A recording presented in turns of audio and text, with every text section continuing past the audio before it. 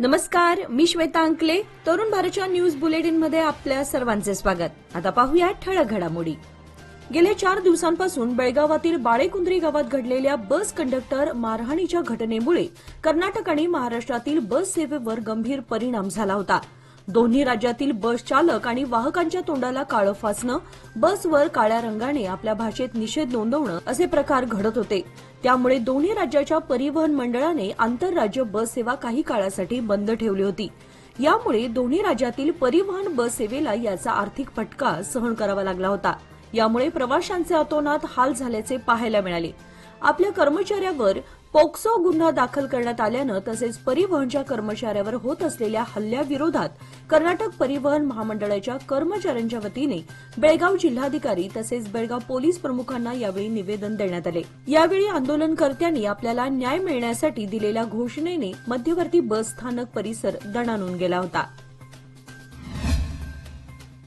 बेळगाव तालुक्यातील बाळेकुंद्री येथे बस कंडक्टरच्या बाबतीतील हल्ला प्रकरण गांभीर्यानं न घेता वाहकावर पॉक्सो गुन्हा दाखल करणारे मारिहाळ पोलीस स्थानकाचे पोलीस निरीक्षक जी.आय. कल्याण शेट्टी यांची शहर पोलीस आयुक्तांच्या आदेशावरून बदली करण्यात आली आहे.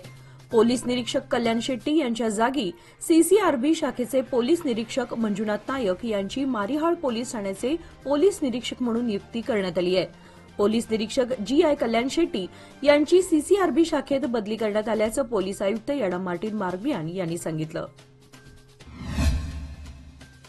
कर्नाटक आणि महाराष्ट्रात सध्या सुरू असलेली आंतरराज्य बस सेवा बंदी मागे घेऊन यावर तोडगा काढण्यासाठी आज मंगळवार दिनांक 25 फेब्रुवारी रोजी बेळगाव जिल्हाधिकारी तसेच बेळगाव पोलीस आयुक्त यांची कोल्हापूर जिल्हाधिकारी व कोल्हापूर जिल्हा पोलीस प्रमुखांसोबत तातडीची बैठक घेण्यात येणार असल्याचे बेळगाव जिल्हाधिकाऱ्यांनी सांगितले.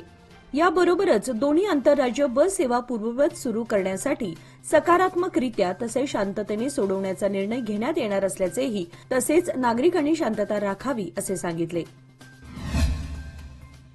बेळगाव तालुक्यातील पंत बाळेकुंद्री येथे बस कंडक्टर आणि प्रवाशात झालेल्या वादाला भाषिक वादाचा रंग देण्यात आला असून कन्नड संघटनांच्या वतीने पुकारण्यात आलेल्या आंदोलनाच्या पार्श्वभूमीवर बेळगाव शहर आणि परिसरात कडक पोलीस बंदोबस्त तैनात करण्यात आला आहे.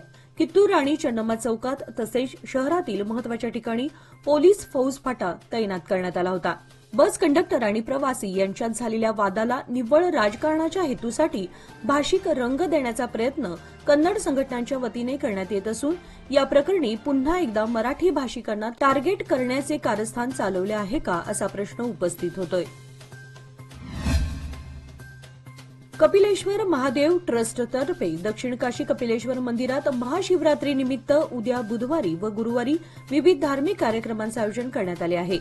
मंगळवार दिनांक 25 रोजी रात्री 12:30 वाजता जनकल्याणासाठी पहिला अभिषेक करण्यात येणार आहे. यानंतर विशेष रुद्राभिषेक होणार आहे. बुधवार दिनांक 26 रोजी पहाटे 4:30 पर्यंत पंचामृत अभिषेक चालणार असून रात्री 3 पर्यंत नावनोंदणी करणाऱ्या भाविकांचे अभिषेक होतील. महाशिवरात्री दिनी त्रिकाल पूजा, सायंकाळी पालखी प्रदक्षिणा व महाआरती व महाप्रसाद वाटप कार्यक्रमाचे आयोजन होणार आहे. बाळेकुंद्री कंडक्टरवर करण्यात आलेल्या हल्ल्याप्रकरणी मराठी भाषिकांना लक्ष्य करण्यात येत आहे. या पार्श्वभूमीवर बेळगावात आज मंगळवारी आंदोलन करण्यात आले. यामुळे रामलिंग खिंड गल्ली येथील रंगूबाई भोसले पॅलेसमध्ये असणाऱ्या शहर मये समितीच्या कार्यालयात व जिल्हा शिवसेना कार्यालयात पोलीस बंदोबस्त करण्यात आला होता. अल्पवयीन मुलीची छेडछाड करणाऱ्या कंडक्टरला बाळेकुंद्री ग्रामस्थांनी मारहाण केली. याला भाषिक रंग देण्याचा प्रयत्न कन्नड संघटना आणि प्रशासनाकडून करण्यात येत आहे. संबंधित कंडक्टरवर मारिहाळ पोलीस स्थानकात पॉक्सो अंतर्गत गुन्हा दाखल करण्यात आला होता. मात्र आता तो गुन्हा देखील मागे घेण्यात आलाय. त्यामुळे कंडक्टरची पाठराखण प्रशासनाकडून केलं जात असल्याचं स्पष्ट दिसत आहे. बेळगावसह सीमा भागातील आंतरराज्य बस सेवा पुन्हा पूर्ववत सुरू करण्यासंदर्भात बेळगाव व कोल्हापूर जिल्हाधिकाऱ्यांची व्हिडिओ कॉन्फरन्सच्या माध्यमातून चर्चा करण्यात आली. दोन्ही राज्यातील वाहतूक सुरळीत करण्यासाठी आवश्यक उपाययोजना आणि सुरक्षा व्यवस्था यावर बैठकीत चर्चा करण्यात आली असून लवकरच सर्व गाड्या सुरू करण्यात येतील असे सांगण्यात आले आहे. महाराष्ट्र आणि कर्नाटक या 2 राज्यांमधील बस सेवा सुरळीत करण्याच्या दृष्टीने बेळगाव व कोल्हापूर जिल्हाधिकारी मोहम्मद रोशन व अमोल येडगे तसेच पोलीस अधिकाऱ्यांची समन्वय बैठक पार पडली. या बैठकीत दोन्ही राज्यातील बस वाहतूक पुन्हा सुरू करण्यासाठी आवश्यक उपाययोजनांवर सविस्तर चर्चा करण्यात आली. हा वाद समाप्त होणार असून लवकरच यावर तोडगा निघणार असून प्रवाशांच्या मागणीला यश मिळणार आहे. आज बेळगाव मध्यवर्ती बस स्थानक येथे बेळगाव पोलीस आयुक्त आणि बेळगाव जिल्हाधिकाऱ्यांनी राज्य परिवहन महामंडळाच्या कर्मचाऱ्यांच्या वतीने करण्यात येत असलेल्या आंदोलनस्थळी भेट देऊन निवेदन स्वीकारले. दरम्यान बस कंडक्टरवर अल्पवयीन मुलीने दाखल केलेला पोक्सो गुन्हा त्या अल्पवयीन मुलीच्या कुटुंबियांकडून मागे घेण्यात आल्याचे स्वतः पोलीस कमिशनर यांनी परिवहन मंडळाच्या कर्मचाऱ्यांना आपल्या मोबाईलवर ऐकवले. पोलीस कमिशनर यांनी दाखवलेला व्हिडिओ पाहून आंदोलनकर्त्यांनी आपलं आंदोलन मागे घेत असल्याचे सांगत जिल्हाधिकाऱ्यांना निवेदन दिले.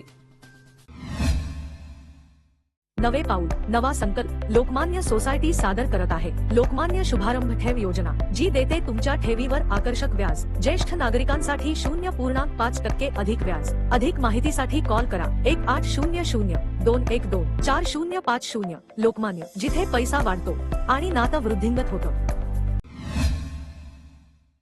खानापूरच्या तहसीलदारपदी दुंडाप्पा कोमार यांची नियुक्ती करण्यात आली आहे. राज्यातील 19 तहसीलदारांच्या बदली करण्यात आल्या असल्याचा आदेश महसूल खात्याच्या वतीने काढण्यात आला आहे. यामध्ये दुंडाप्पा कोमार यांचं नाव आहे. सद्यस्थितीत ते यादगीर जिल्हाधिकारी कार्यालयात ग्रेड 2 तहसीलदार पदावर कार्यरत आहेत. या अगोदर त्यांनी अथणी तहसीलदार कार्यालयातही काम केलं आहे. निलंबित तहसीलदार प्रकाश गायकवाड यांना अद्याप कोणतंही पद देण्यात आलं नाही. लोकायुक्त पोलिसांचा छापा पडल्यानंतर त्यांचं निलंबन करण्यात आलं होतं.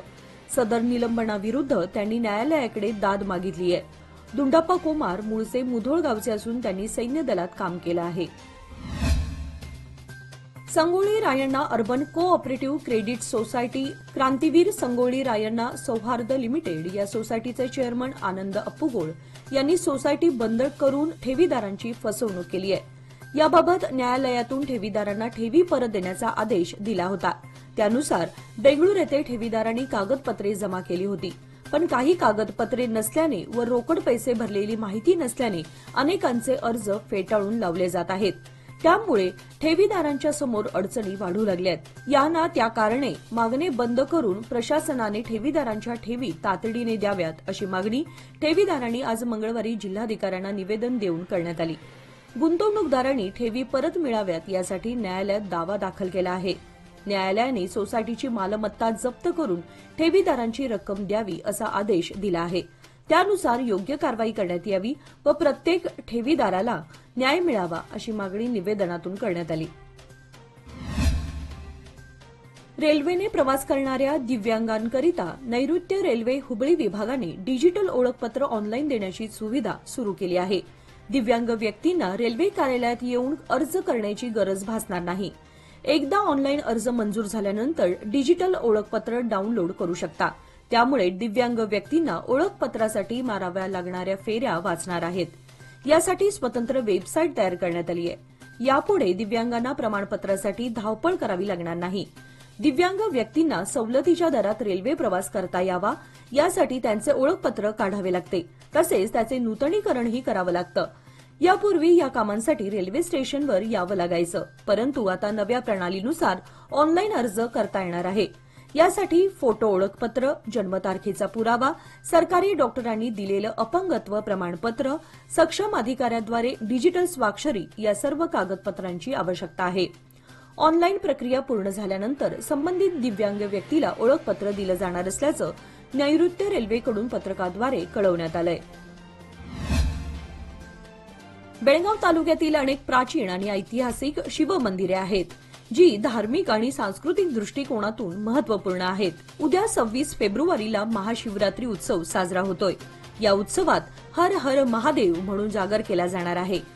तालुक्यातील कणबर्गी, काकती, राकसकोप, कंगराळी, बिजगर्णी, बेनकनहळ्ळी अशा सर्वच शिवमंदिरे महाशिवरात्रीनिमित्त महादेवाचा जागर करण्यासाठी सज्ज झाली आहेत. उद्या भाविकांची सकाळपासूनच धार्मिक स्थळांवर रेलचेल पाहायला मिळणार आहे. बेळगाव तालुक्यातील राजहंसगड व सुळगा गावामध्ये पाण्याचा कोणताही स्रोत नाही. या ठिकाणी नंदीहळ्ळी येथील पाणी येतं. सरकारने येथील जनतेची गैरसोय होऊ नये म्हणून जलनिर्मल योजना राबवली. या योजनेसाठी लाखो रुपये खर्च करण्यात आले आहेत. त्याचबरोबर गेल्या वर्षी जल जीवन मिशन योजनेअंतर्गत लाखो रुपये खर्च करण्यात आले असून घरोघरी वर्षभर पाणी पुरवठा होईल असं सांगण्यात आलं. परंतु प्रत्यक्षात ही योजना कुचकामी ठरली आहे. गावात सध्या 4 ते 5 दिवसांपासून एकदा फक्त अर्धा तास पाणी पुरवठा केला जातो. फेब्रुवारीच्या पहिल्या आठवड्यापासूनच पाण्याचे चटके येथील जनतेला बसू लागलेत. त्यामुळे येथील सामाजिक सेवकांनी स्वखर्चातून टँकरने पाणी पुरवठा केला जातोय. शेतीसाठी येणारा अमाप खर्च, त्यात अधिक क्षेत्र असल्याने मजुरांची आणि आर्थिक टंचाई, कामासाठी या म्हणून विनवण्या, त्यात मजुरांच्या संख्येत होणारी घट, सातत्याने पगार वाढ होत असल्याने शेती न परवडण्याचे चित्र ग्रामीण भागात दिसू लागलं आहे. शेतातील विविध कामे करण्यासाठी बहुतांशी अनेक मजुरांच्या दरात वाढ झाली आहे. काही वर्षांपासून सातत्याने वाढत्या महागाईमुळे पूर्वीच्या काळापेक्षा भांगलणीच्या दरामध्ये वाढ झाली आहे. आता कडक उन्हाळा असल्याने सकाळी 8 ते 12 व सायंकाळी 2 ते 6 अशा 2 सत्रांमध्ये शेतीची कामे उरकली जात आहेत. या 4 तासांसाठी पुरुषांना 300 ते 350 रुपये तर महिलांना 250 ते 300 रुपये असा दर आकारला गेला आहे. तसेच लांबच्या पल्ल्यासाठी शेतमालकांना आपल्या वाहनाने शेतात पोहोच करण्यासाठी अगोदरच मजुरांकडून सूचित केलं जातं. त्यामुळे मजुरांची वाढती टंचाई शेतमालकांना मोठी समस्या बनत चालली आहे.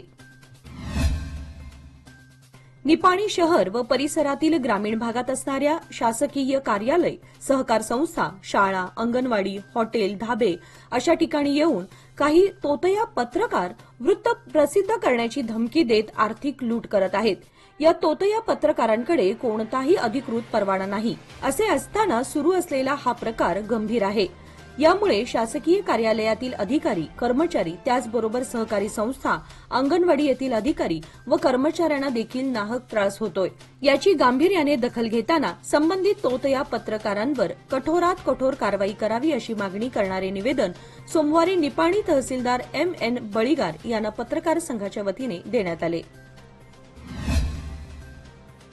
काँग्रेसच्या एआयसी सेक्रेटरी आणि खानापूरच्या माजी आमदार अंजली निंबाळकर यांनी प्रयागराजमध्ये गंगा नदीमध्ये पवित्र शाही स्नान केले. त्यांच्यासोबत त्यांचे पती हेमंत निंबाळकर, कर्नाटक सरकारच्या माहिती आणि जनसंपर्क विभागाचे पोलीस अधिकारी हे उपस्थित होते. शाही स्नान हे महाकुंभ मेळ्यात पवित्र नद्यांमध्ये केले जाणारे स्नान असते. याला धार्मिक महत्त्व दिलं जातं आणि त्याचे अनेक फायदे मानले जातात. शाही स्नान करणाऱ्यांना आध्यात्मिक शुद्धता आणि पुण्यप्राप्ती होण्याची मान्यता आहे. अंजली निंबाळकर आणि त्यांचे पती हेमंत निंबाळकर यांनी हा पवित्र विधी पार करून धार्मिक भावनेने स्नान घेतले. हिंदू धर्मामध्ये महाशिवरात्रीचं आगळं महत्त्व आहे. संपूर्ण देशभरातच महाशिवरात्र मोठ्या उत्साहाने आणि भक्तिभावाने साजरी केली जाते. मात्र एखाद्या स्मशानात महाशिवरात्र मोठ्या उत्साहात आणि भक्तिभावात साजरी केली जात असल्यास ते एक निश्चितच आश्चर्य म्हणायला हवं. गेल्या 25 वर्षांपासून शहापूर येथील मुक्तिधाम स्मशानभूमीमध्ये मुक्तिधाम सेवा सुधारणा मंडळाच्या कार्यकर्त्यांनी स्मशानभूमी सुधारणा कार्याबरोबरच महाशिवरात्र सोहळा देखील साजरा केला जातो.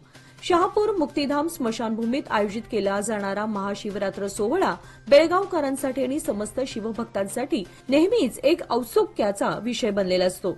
यावर्षीही सालाबादप्रमाणे मुक्तिधाम सेवा सुधारणा मंडळाच्या वतीने उद्या बुधवारी दिनांक 26 फेब्रुवारी रोजी मुक्तिधाम महाशिवरात्र सोहळ्याचं आयोजन करण्यात आलं आहे. याचबरोबर आजचे बातमीपत्र इथे संपले. अधिक माहिती आणि ताज्या घडामोडींसाठी पाहत रहा तरुण भारत न्यूज चॅनल. तसेच आमच्या चॅनलला लाईक, शेअर आणि सबस्क्राईब करायला विसरू नका.